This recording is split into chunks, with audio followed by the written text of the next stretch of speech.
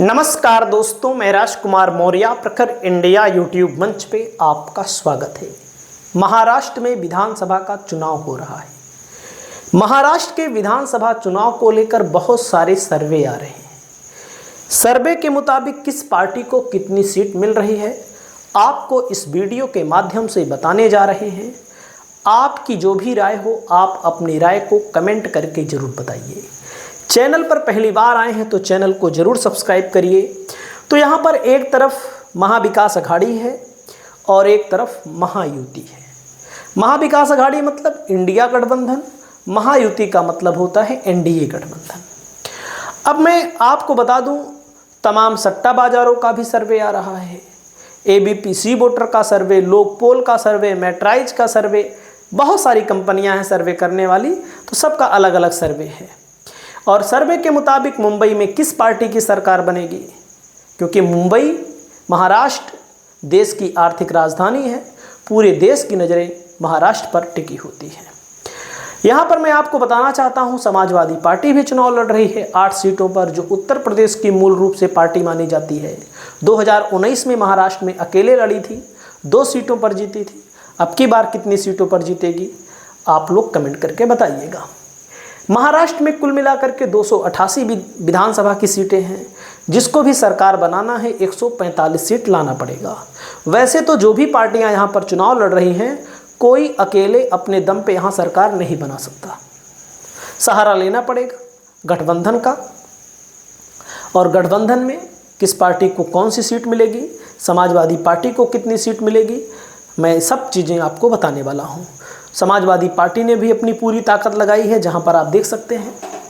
और मैं बता दूं, ये जो सर्वे है दोस्तों, हमने नहीं किया है।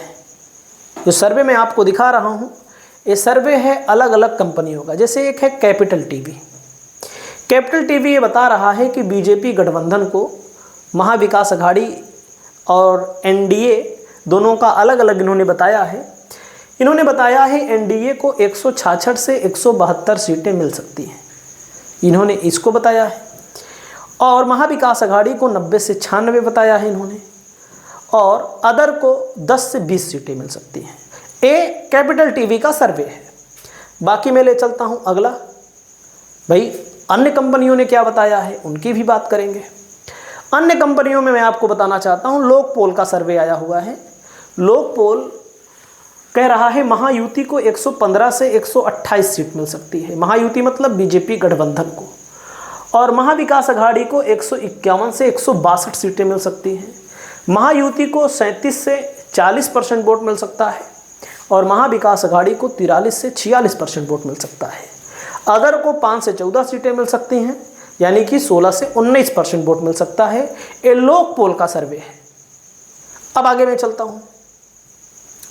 अब जैसे लोकपोल के सर्वे के अनुसार 151 से 162 महाविकास अघाड़ी को बताया गया है, 115 से 128 महायुति को बताया गया है।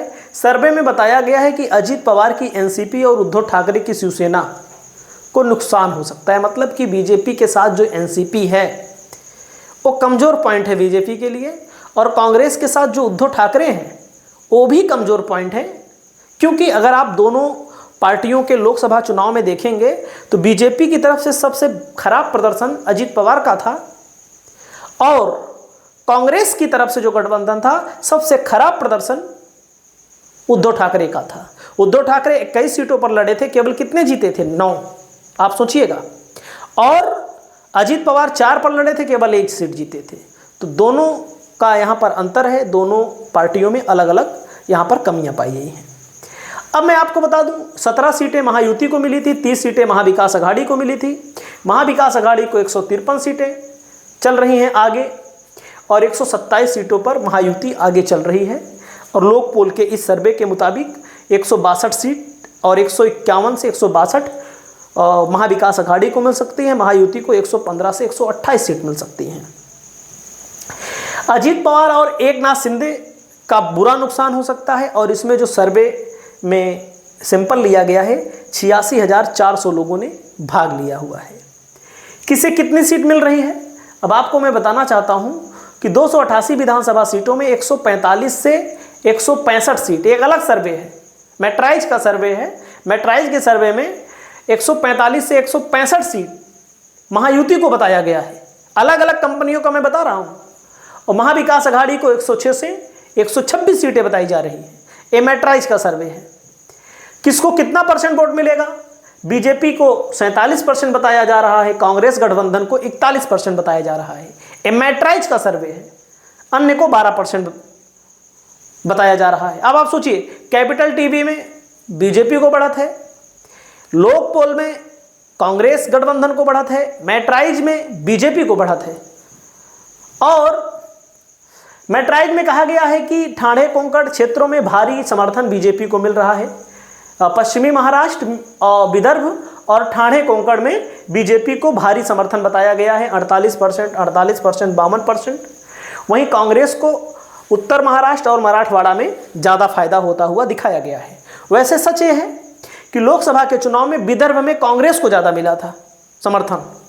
लोकसभा के चुनाव में कांग्रेस को विदर्भ में ज़्यादा मिला था, लेकिन यहाँ पर इस सर्वे के अनुसार बीजेपी को ज़्यादा बताया जा रहा है। और बाकी ठाणे कोंकण में बीजेपी का प्रदर्शन अच्छा रहेगा, ये सच है, इसमें कोई दिक्कत नहीं है। बाकी आगे चलते हैं।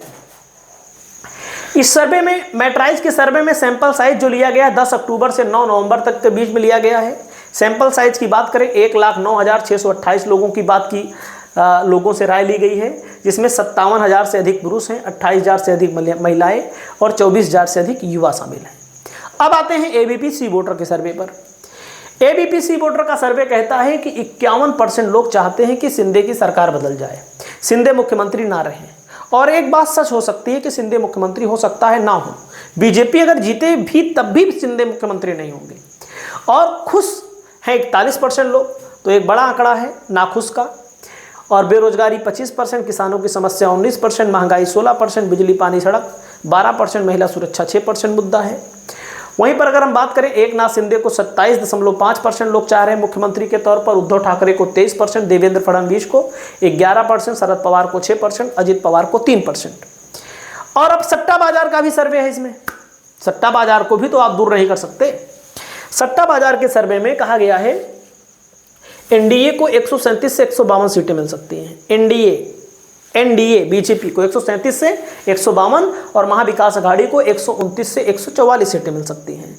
अन्य को 3 से 8। सट्टा बाजार का दावा है कि भाजपा को 83 से 93 सीटें मिल सकती हैं, शिंदे को 42 से 52 सीटें मिल सकती हैं, अजीत पवार को 7 से 12 सीटें मिल सकती हैं। सट्टा बाजार के मुताबिक कांग्रेस को 58 से 68 सीटें मिल सकती हैं, उद्धव ठाकरे की शिवसेना को 26 से 31 सीटें मिल सकती हैं, एनसीपी को 35 से 45 सीटें मिल सकती हैं। सारा कुछ आपके सामने।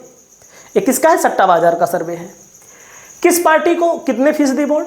महायुति को 45.8% बताया जा रहा है, महाविकास अघाड़ी को 44.1 बताया जा रहा है, 10.1% यहाँ पर अन्य को बताया जा रहा है। भाजपा को 26.2% वोट मिल रहा है, शिंदे को 6.8%, एनसीपी अजित पवार को 2.8%, कांग्रेस को 16.2%, शिवसेना उद्धव ठाकरे को 14.2%, एनसीपी शरद पवार को 13.7%।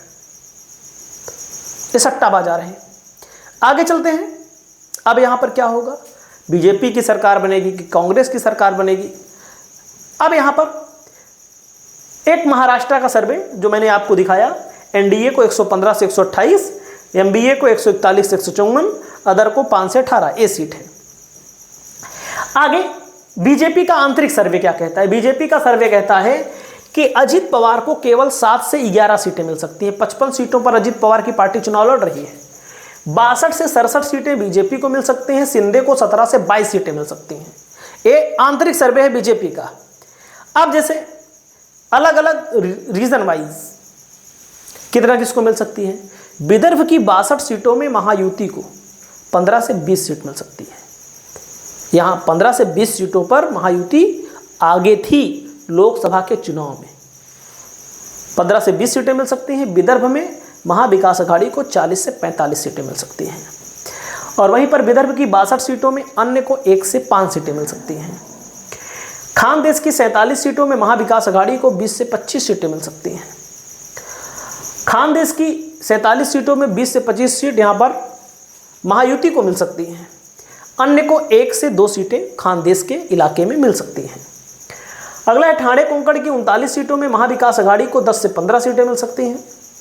ठाणे कोंकण में बीजेपी को 20 से 25। ठाणे कोंकण में भी आपने देखा सर्वे पहले कि ठाणे कोंकण में बीजेपी का जन समर्थन ज़्यादा है। ठाणे कोंकण की 39 सीटों में अदर को 1 से 5 सीटें मिल सकती हैं। मुंबई की 36 सीटों में 20 से 25 सीट महाविकास अघाड़ी को मिल सकती हैं। मुंबई की 36 सीटों में महायुति को 10 से 15 सीटें मिल सकती हैं। मुंबई की 36 सीटों में अदर को 0 से 1 सीटें मिल सकती हैं। पश्चिम महाराष्ट्र में 58 सीटों में महाविकास अघाड़ी को 30 से 35 सीटें मिल सकती हैं। पश्चिम महाराष्ट्र में महाविकास अघाड़ी के बाद महायुति को 20 से 25 सीटें मिल सकती हैं। वहीं पर अगला नंबर आता है पश्चिम महाराष्ट्र के 58 सीटों में अदर को भी 1 से 5 सीटें मिल सकती हैं। वहीं पर मराठवाड़ा की 46 सीटों में महाविकास अघाड़ी को 25 से 30 सीटें मिल सकती हैं। मराठवाड़ा की 46 सीटों में महायुति को 15 से 20 सीटें मिल सकती हैं। और वहीं पर मराठवाड़ा की 46 सीटों में अदर को 0 से 2 सीटें मिल सकती हैं। और महाविकास अघाड़ी अगर लोकसभा की अपेक्षा में, अगर लोकसभा में सब जितना वोट पाई थी, जो लोग वोट भी दिए थे, महाविकास अघाड़ी को उतना ही वोट मिलता है, उससे ना तो कम मिलता है ना तो ज़्यादा मिलता है। 150 से 175 सीटों पर सफलता प्राप्त हो सकती है। बिदर महायुति को 105 से 135 सीटें मिल सकती हैं। मतलब अलग अलग पोल का अलग अलग अपना आंकड़ा है। सर्वे में एबीपीसी वोटर के सर्वे में जो आया है, महाविकास अघाड़ी को 157 सीटें मिल सकती हैं, कांग्रेस को 68, एनसीपी शरद पवार को 44 और शिवसेना को 41 सीटें मिल सकती हैं। समाजवादी पार्टी को 1, सीपीआईएम को 1, पीडब्ल्यूपी को 2 सीटें मिल सकती हैं। ये है महायुति का आंकड़ा। और महाविकास अघाड़ी को 157 सीटें यहाँ पर बताई जा रही हैं। कांग्रेस को 68, एनसीपी शरद पवार को 44, शिवसेना यूटीबी को 41, समाजवादी पार्टी को 1, सीपीआईएम को 1 और पीडब्ल्यूपी को 2 सीटें मिल सकती हैं। महायुति को कितनी मिल सकती है? महायुति में कहा गया है बीजेपी को 79 सीट मिल सकती है और एनसीपी को 14, आरवाईएसपी को 1, अन्य को 14 सीटें मिल सकती हैं। अब यहाँ पर आइए, सपा और एएमआईएम को एक सीट का नुकसान बताया गया है, क्योंकि 2019 में जब चुनाव हुआ था सपा को भी 1 सीट मिली थी, एएमआईएम को भी 1 सीट, दो सीट मिली थी, तो आप समझ सकते हैं। वहीं पर दोस्तों झारखंड के सर्वे को लेकर एक खबर आई है। एनडीए को 36 से 39 सीट मिल सकती हैं। लोकपोल के सर्वे के मुताबिक 38 से 40% शेयर है। अदर को 3 से 4 सीटें मिल सकती हैं। 18 से 20% शेयर है। इंडिया गठबंधन को 41 से 44 सीटें मिल सकती हैं। लोक पोल का सर्वे दोनों जगह इंडिया गठबंधन की सरकार बता रहा है। एबीपीसी वोटर का सर्वे इंडिया गठबंधन की सरकार बता रहा है महाराष्ट्र के अंदर। और वहीं पर दोस्तों अलग अलग राज्यों में अलग अलग सर्वे आते हैं। तमाम सर्वे सही होते हैं, तमाम सर्वे गलत होते हैं। आपका सर्वे क्या कहता है? आप अपने सर्वे को बताइएगा। नमस्कार।